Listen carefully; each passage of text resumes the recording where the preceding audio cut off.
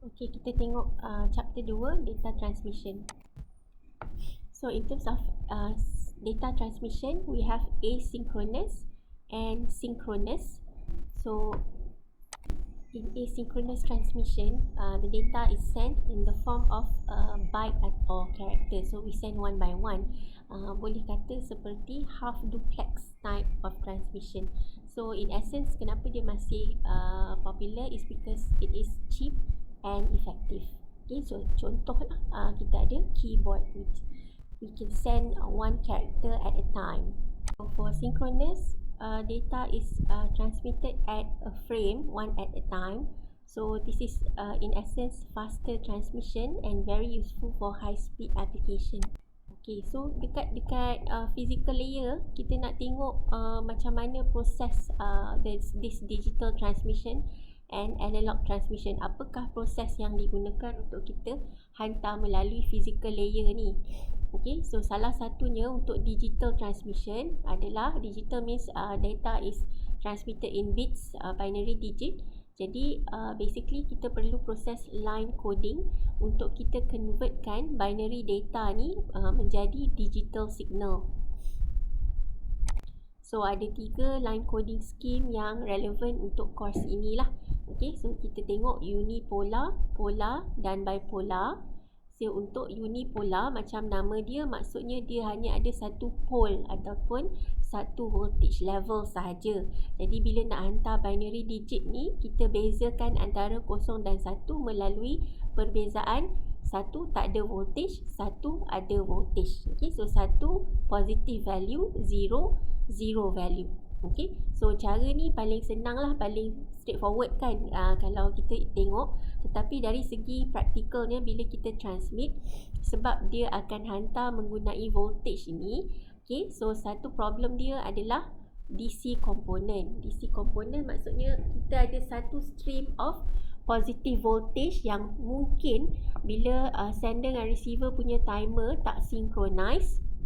Okay, jadi ada masalah untuk membezakan di sini where is the end and where is the beginning. Maksudnya it is possible that receiver tersalah interpret line yang panjang ni, DC voltage ni ada satu positive voltage yang panjang, instead of dia baca sebagai satu, ada 3 kali, dia baca sebagai 4. So mungkin data tu bertukar. Jadi itu masalah dekat unipolar ini.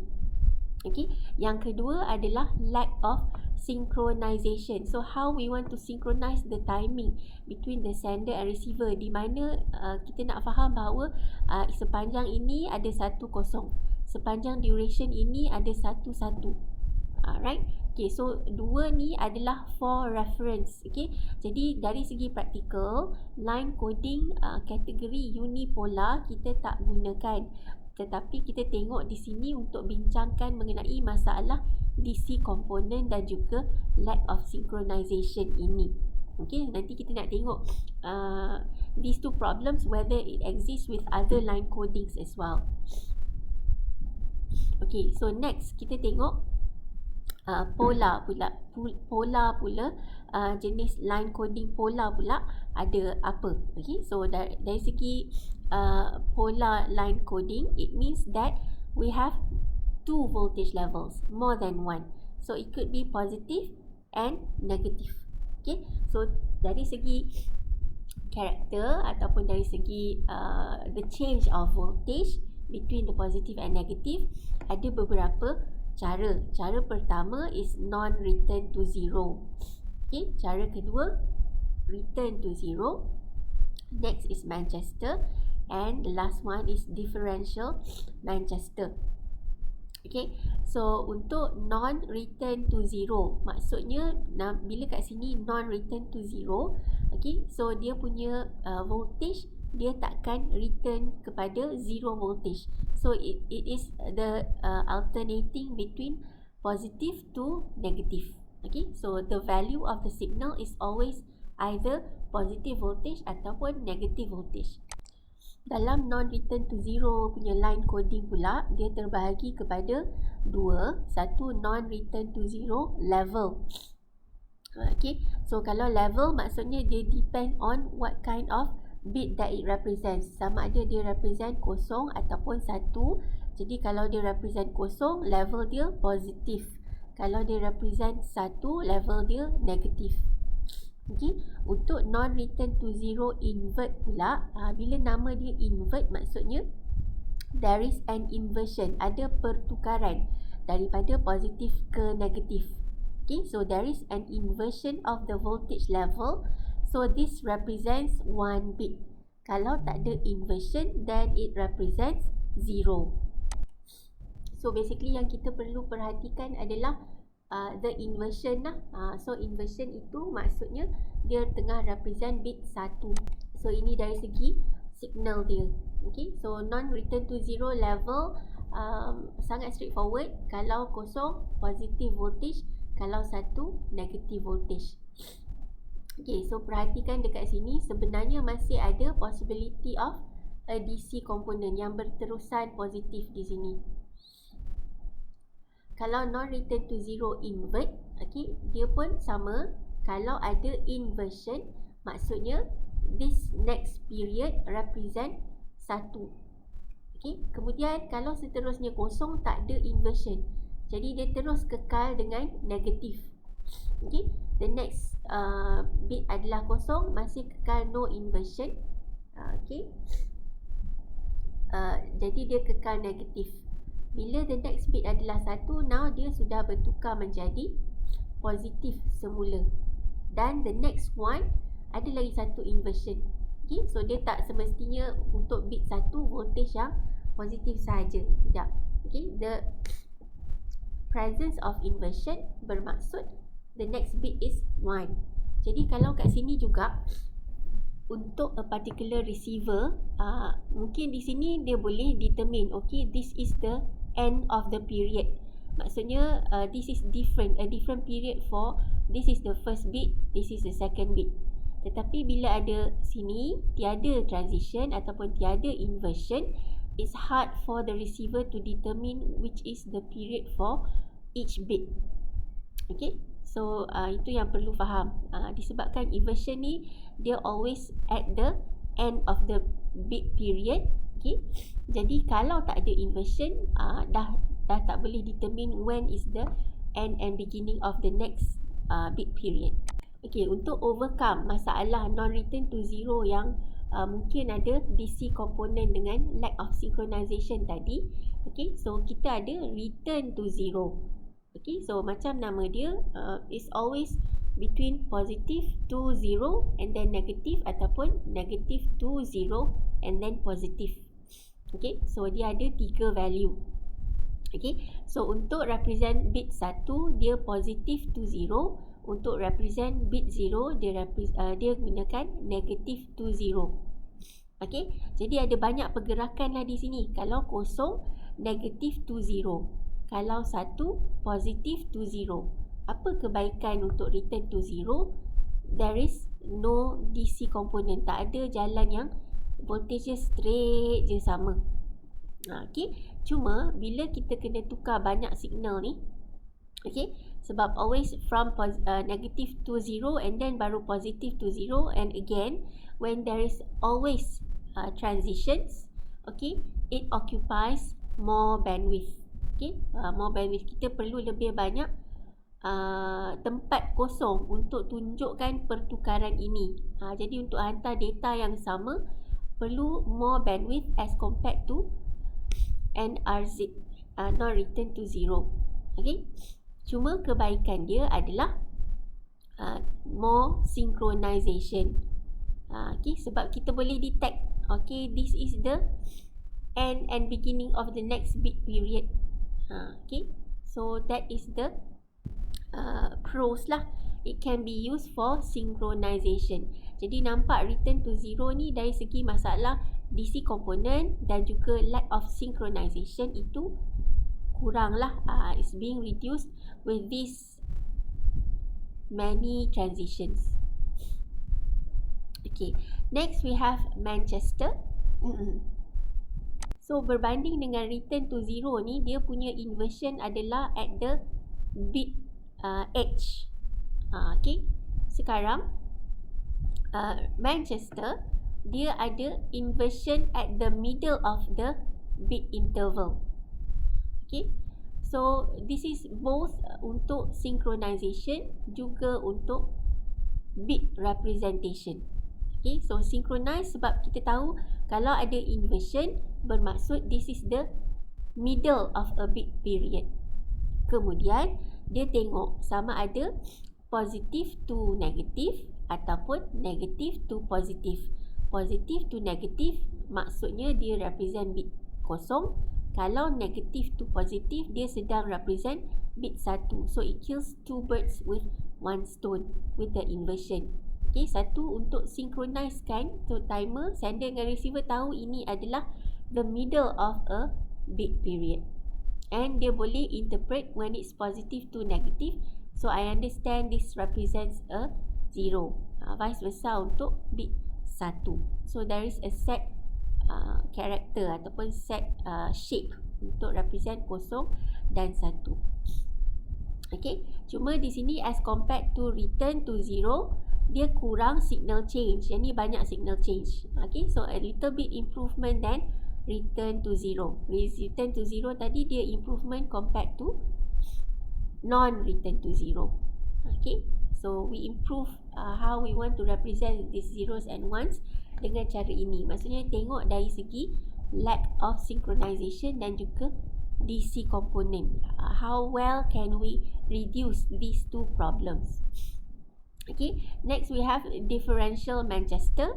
Di sini transition dia both middle of the bit interval, okay, dan juga the beginning of the interval. So middle of the bit interval is used for synchronization, timing, okay. Tetapi dekat whether there is an inversion at the beginning of an interval, ada ke tak ada, represent the bit representation. Okay. So untuk represent bit 0, there is a transition. Okay, ada transition at the beginning of the bit interval. If there is no transition here at the beginning of the next bit interval, then it means the next bit interval adalah 1. Okay. Then we have bipolar, alternate mark inversion. Okay, so ini 3 voltage level juga. Okay, cuma dia represent 1 dengan alternating between the positive or the negative. Okay, so untuk 0 voltage. Untuk 1, the first time it is a positive, the next time it represents 1, it is a negative, and they keep alternating. Ada sedikit masalah di sini. Okay, dia tak ada DC component, but since dia 0 voltage kat sini, you can also have continuous 0 voltage when you will represent multiple zeros. Okay, so there is a problem of synchronizing sequential zeros. Bila banyak-banyak, how do you want to synchronize the timing? So ada penambahbaikan dipanggil bipolar non-zero substitution. Okay, so wherever there are n consecutive zeros in the sequence, some of the bits in these n bits become positive or negative. Okay, so instead of only positive and negative for 1, there is a positive or negative for 0. So ini penambahbaikan lah. Basically yang kita belajar untuk kita analyze adalah the original one, alternate mark inversion. Okay, other schemes yang ada, line encoding scheme sebenarnya banyak, tetapi dia tidaklah termasuk dalam course ini untuk kita study lebih detail. Cuma ada. Okay, contohnya bila kita nak represent 2 bit untuk satu signal. Okay, so ni kita panggil 2B1Q, 2 binary, okay, 2 bit with 1 quaternary. 1 signal ni kita guna untuk represent 2 bit. Jadi ada 4 bentuk lah. Okay, ada 4 level. Okay, so positif 3 dan positif 1 dan negatif 1 dan negatif 3. Okay, so itu maksud quaternary. Okay, satu signal ni adalah is a quarter of the total signal level lah. Another scheme is multi-line transmission where we have 3 levels. Okay, so dia lebih kurang sama dengan non-return to 0 invert. So to improve the performance of line coding, we have block coding, right? So kita nak tambah redundancy sedikit kepada our original bits. Okay, so we need to add some kind of redundant bits so that we can detect errors. So basically we just expand lah. Kalaulah ada stream of data, kita pecahkan kepada groups of beberapa bit. Contohlah a stream of data kita kumpulkan setiap satu 8 bit. Kemudian kita kembangkan. Okay? Jadi 8 kita jadikan dia 10. So setiap segment of 8 bits kita tambah redundant bits menjadi 10 bits. Okay? Ataupun contoh di sini 4B 5B, dari original data yang pecahkan kepada segments of 4 bits, kita tambah satu redundant bit ke setiap segmen menjadi 5 bit. Okay. So next, when we want to send on the transmission medium, use one of the line coding schemes that we have seen untuk represent this 5 bit. Okay, so setelah kita expand, gunalah semula line coding scheme. So this is an example. Okay, instead of 4 bits of zeros, dia menjadi 1110. Okay, dia ada dia punya pattern lah, cara nak tukar. Some other block codes. Okay, so yang ni kita tak cover sangat lah. Okay, yang penting kamu tahu line coding, line encoding mechanisms yang kita cover tadi. Jadi saya harap review questions di dalam new future I discuss tu kamu tengok balik untuk attempt sama ada boleh jawab atau tidak soalan-soalan tu. Okay, so tadi kita tengok digital transmission yang memang kita nak transmit menggunakan binary data. Okay, what happens if we want to send data using analog signal? Okay, so kita kena ada proses-proses dia lah. Okay, so proses yang kita nak tengok is pulse amplitude modulation dan juga pulse code modulation. So sebelum tu kita tengok satu term bernama sampling. Okay, so line coding and block coding is used to convert binary data to digital signal. Okay, so yang tadi tu yang kita tengok adalah binary data yang memang dikira digital dan kita nak transmit pun kita gunakan digital signal. Okay, tetapi what happens when we have voice or video that is created as an analog signal. Okay, so macam mana kita nak tak hantar dia, right? Katalah kita nak hantar menggunakan digital transmission, tetapi original data adalah analog. So kita nak convert lah basically. Okay, so proses ini adalah dipanggil sampling. Okay, sampling maksudnya macam nama perkataan tu, kita ambil sampel setiap beberapa saat berapa bacaan analog signal ini. Okay, so we take the analog signal, we sample it and generate the series of pulse based on the result. So kita graphkan lah balik kita punya reading of the sample tadi.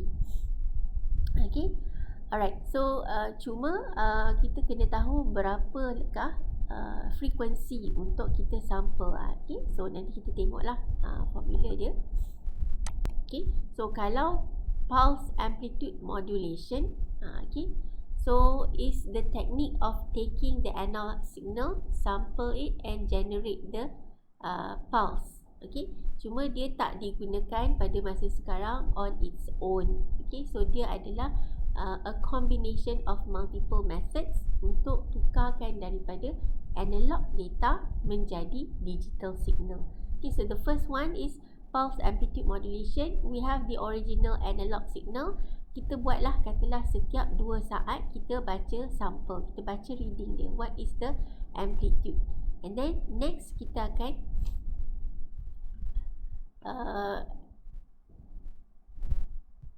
generate the series of pulse. Kita lukiskanlah graf ini. Okay, so then macam mana nak jadikan dia digital? Mesti ada value yang integer. Okay, So kat sini kita bagi value dulu, kita quantize. Okay, daripada reading ini kita bagi value dari segi amplitude. Okay, so we assign integral value, integer lah. Integral means nilai yang tepat-tepat, integer. Okay, then we quantize dia by putting a sign and magnitude. Okay, so letaklah di sini positif ataupun negatif. Okay, kalau negatif, dia negatif, dia letak 1 kat depan. Kalau positif, dia letak kosong dekat depan. Okay, so that's using a sign and magnitude. So kat depan ni adalah untuk sign, magnitude ni adalah when we get the value yang kita quantize, kita letaklah dalam bentuk binary. Okay, so basically yang kita tengok tadi adalah the combination of sampling, pulse amplitude modulation and also quantization. So selepas tu kita dapat jadikan dia dalam bentuk binary lah yang ini. Alright. After that kita combinekan dengan line coding semula. Sebab dia adalah digital transmission, you still need to transmit the signal based on the data that you have. Okay, so this is the whole process from converting an analog data to digital signal. So we go through the pulse amplitude modulation, quantization dan juga binary encoding. Okay. So back to my question just now, how often do we need to sample? Okay, so untuk supaya kita dapat reading yang betul dan boleh boleh translate kepada digital encoding yang betul. Okay, so ada satu theorem yang diguna pakai, is basically it states that the sampling rate must be at least 2 times the highest frequency of the source lah. Okay, so kalau analog signal asal tu frekuensi dia tertinggi adalah 4 kHz. Jadi masa kita nak sample tu kita kalilah 4 kali 2, maksudnya 8 samples per second. Sama juga macam dalam contoh ini. Okay, the highest frequency is 5 Hz. Okay, and the sampling rate is 2 times the sample of the highest frequency, which is 5 Hz tadi. Jadi mestilah 10 samples per second. Okay, satu contoh yang mungkin simple enough. Okay, what is the sampling rate needed for a signal with a bandwidth of 10,000 Hz with the range from 1,000 to 11,000. So di sini kita cari yang highest frequency. Highest frequency dia adalah 11. Okay, jadi sampling rate adalah 2 kali ganda 11,000 gig ataupun 20,000 samples per second. Okay, so a signal is sampled. Each sample requires at least 12 levels of precision. How many bits should be sent for each sample? So ni balik kepada stages of pulse code modulation tadi yang kita tengok. Okay, so selepas kita sample, kita perlu quantizekan dia. Okay, selepas quantize, kita ada sign and magnitude.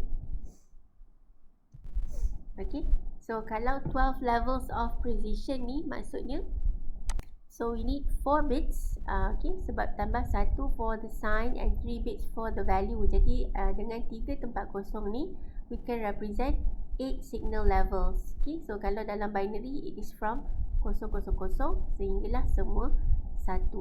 Okay, so ini sudah mencukupi lah. Okay, kalau kita gunakan 2 bit saja untuk represent, tak cukup sebab kita hanya dapat 4. Okay, so untuk kita relatekan daripada analog ke digital, okay, after we find the number of bits per sample tadi, here, so dia punya jawapan adalah 4 bits. Okay, now we can calculate the bit rate for using the following formula. Okay, so kita tahu sampling rate. Okay, so berapa samples per second. kali berapa nombor yang kita gunakan untuk represent this signal. Okay. Then we will get the bit rate. Okay, so for example, we want to digitize the human voice.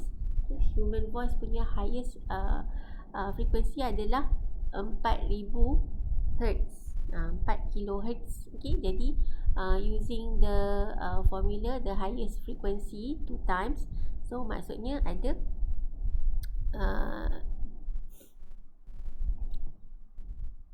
8000 samples per second. So kita plug in lah value ini kepada bit rate punya calculation. Okay, so sampling rate times the number of bits per sample. Okay, so this is the example. The human voice with having the highest frequency as 4000, then the sampling rate will be twice that of the highest frequency. Jadilah 8000 samples per second.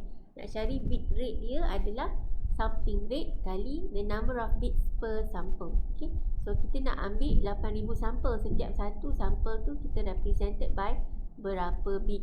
Okay, so that's how you get 64 kilobits per second. Okay, so siapa yang remember lah, okay, mungkin yang sempat zaman-zaman dulu tu apa, our modem itu dah ada dia punya bit rate 64 kilobits per second. Next, kita nak tengok kalaulah kita ada digital data tapi nak transmit menggunakan analog. For example, we have send from the computer and we want to send it through Wi-Fi signal. So Wi-Fi is analog. Alright, so we need to do something to change from the digital data to the analog signal. Okay, so apa teknik-teknik yang ada, kita panggil ni sebagai modulation techniques lah. Okay, so kita ada amplitude shift keying, frequency shift keying, phase shift keying. It's basically kita modify kita punya sine wave ataupun kita punya analog signal tu mengikut characteristics dia, sama ada melalui amplitude, phase ataupun frequency. Okay, dan antara kebaikan yang ada di antara tiga ni, kita ambil the beneficial ones between amplitude shift keying dan juga phase shift keying, dan kita combinekan dua advantage dia ni menjadi satu teknik baru bernama quadrature amplitude modulation. Okay, so kita tengok dulu little terminology lah. Okay, nak refer kepada the signals. Alright, so kita dah tahu bahawa bit rate is the number of bits per second. Jadi bila kita ada nak hantar digital data, kita ada bit kan, tetapi kita nak convert dia kepada analog signal. So berapa signal unitkah yang kita akan gunakan untuk represent bit ini? Jadi term untuk dia punya capacity tu dipanggil baud rate. Okay, so maksudnya berapa ataupun the number of signal units per second. Berapa signal kita boleh hantar dalam masa satu saat, and they relate to each other sebab mungkin satu simbol atau satu signal boleh represent atau bawa more than one bit. Okay, jadi bila macam tu, the baud rate is less than or equal. Kalau dia bawa lebih daripada satu bit dalam satu simbol atau signal, then the baud rate will be less lah. Dia perlu lebih sedikit signal untuk carry the same number of bits. Okay, so it can be either less or equal. It couldn't be more lah. Kalau more tu seolah-olah kita hanya represent separuh bit, which is impossible. Okay, so one example, an analog signal carries 4 bits in each signal unit. Satu signal dia represent 4 bit. Kalau kita ada 1000 signal units sent per second, find the baud rate. Okay, what is the baud rate? Baud rate dia obvious lah, dia ada 1000 signal. Okay, dan dia boleh hantar 1000 signal ni dalam masa satu saat. So the baud rate is 1000 bauds per second. But untuk satu signal dia boleh represent 4 bit. Jadi the bit rate will be 4000 bits per second. So the baud is less than the bits. Okay, sebab dia satu signal dia boleh bawa 4. Jadi dia hanya perlukan 1000 signal sahaja untuk represent 4000 bit. Okay. Alright.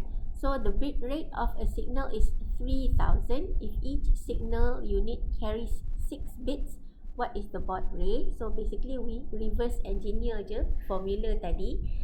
Okay. So gunakan formula bit rate divide by the number of bits per signal unit.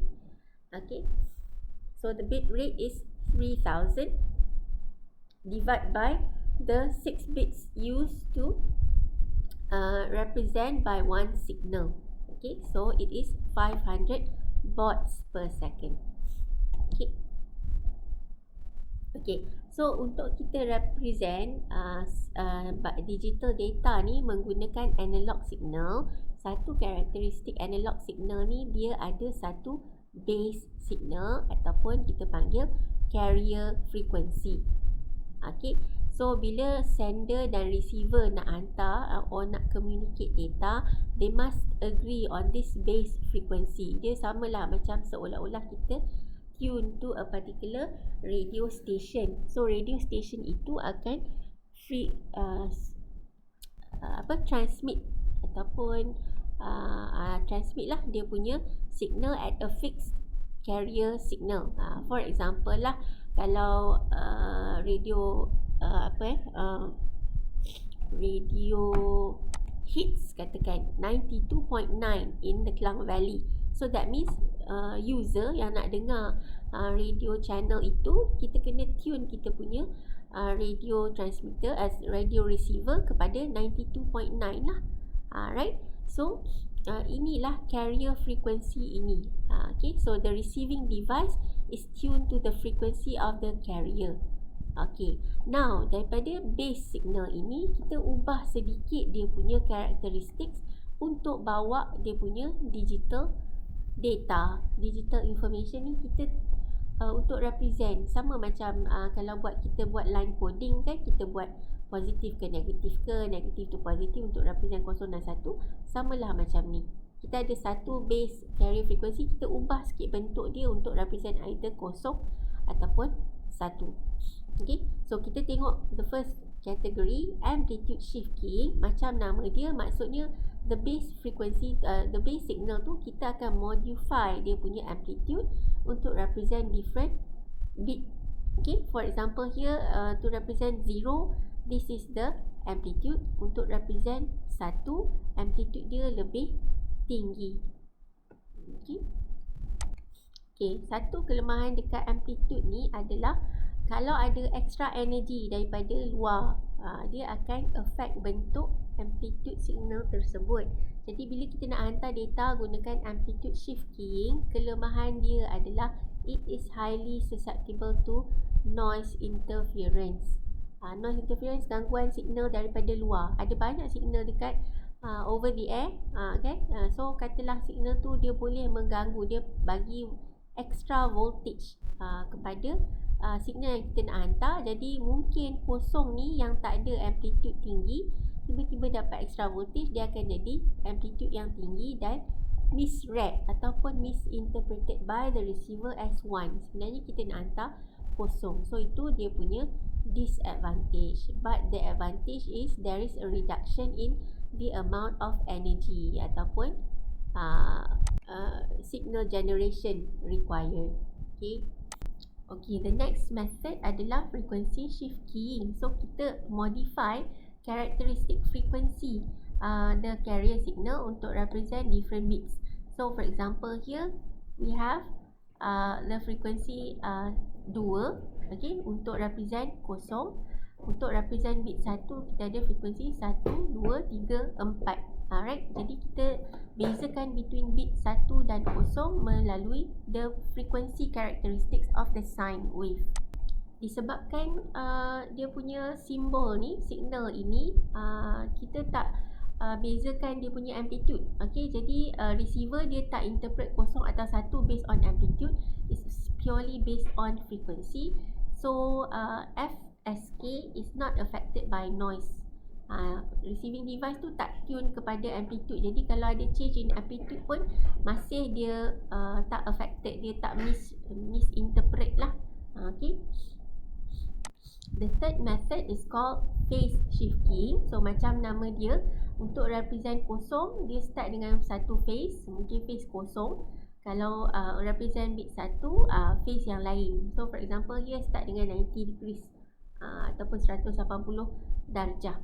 Ini juga sama, it's not susceptible to noise because the receiver is not tuned to the amplitude, is tuned to the phase of the sine wave. Okay, untuk represent more data menggunakan one unit of signal, kita boleh gunakan phase shift keying tetapi dipanggil quadrature ataupun 4. Okay, so kita boleh hantar lebih banyak data menggunakan satu signal element lah. Contoh, each signal element can represent 2 bits. Okay, so itu satu contoh. Okay, bila kita bahagikan kepada 4 phase of the 360 degrees tu, okay, so kita boleh represent dia dalam bentuk constellation diagram macam ni. Okay, so kalau kita buat 2 bit, so kita tahu combination dia adalah 00, 01, 10, 11. Okay, maksudnya ada 4 fasa dia. So kita pecahlah kepada dia punya degree. Okay, so 360 divide by 4, we know that setiap satu adalah 90 degree difference. So we start with 0, 90 dan seterusnya. So we can represent this by using constellation diagram. Start daripada sini 0 degree, sini 90 darjah, sini 180 dan ini 270. Ini yang maksud dia constellation diagram. So we know which degree to use to represent all this combination. Okay, so bila ada stream of data, kita just tengoklah, pecahkan kepada segments of 2 bits and then we encodekan dia mengikut simbol, mengikut dia punya degree of the phase. Jadi boleh kembangkanlah, kalau kita nak represent lebih banyak, kita pecahkanlah kepada lebih banyak phase. So here is the example where we use tri-bit ataupun kita represent satu phase tu, satu degree of the phase menggunakan 3 bit. Okay, so bolehlah pecah buat table dan dividekan dia punya degree mengikut kesesuaian. So in essence, dia boleh hantar lebih banyak data. Quadrature amplitude modulation, dia leverage on the non-susceptible to noise of phase shift keying, tetapi dia ambil pula advantage of ASK tu for the reduced amount of energy to create an extension of it. Okay, so dia jadi an extension of quadrature phase shift keying, dan kita hantar 2 different signals simultaneously on the same carrier frequency. Macam mana 2 different signals tu? Satu tu just kita adjust je dia punya phase kepada 90 degree. Okay, and then kita modulate menggunakan amplitude shift keying. Okay, so the same amplitude boleh represent menggunakan 2 fasa yang berbeza, 2 phase. Okay, so it's a combination so that a maximum contrast between each signal unit is present. Jadi kita boleh differentiate between the different signal untuk kita tahu whether that bit is a 0 or a 1. So ni contoh combination lah, satu 4 quam. Okay, maksudnya amplitude dia sama, tetapi setiap satu amplitude tu kita represent 4 fasa. Okay, so itu satu, maksudnya basically we use 4 different phases lah. Ada yang lebih banyak lagi boleh hantar. Kita ada 2 amplitude. Okay, dan setiap amplitude itu ada 4 phases yang different. Jadi total ada 8 quam. Okay, so of course bila 8 dia punca kuasa dia adalah 3 lah, punca kuasa 2 dia. Okay, so dia represented using a tri-bit. So kalau kita tengok sini, dia mesti the number of amplitude shift tu, amplitude ni ada 2 je. Okay, tapi so it's less than the number of phase shift. So phase ada 4. So dia sebab kita dah tahu kelemahan ASK tadi adalah it's susceptible to noise. Okay, jadi kita kurangkan bila nak combine amplitude dan phase, the number of phase shift lebih banyak daripada amplitude, sebab kita tak nak ada ambiguity between amplitude 1 dan amplitude 2. Alright, so itu sahaja untuk data transmission.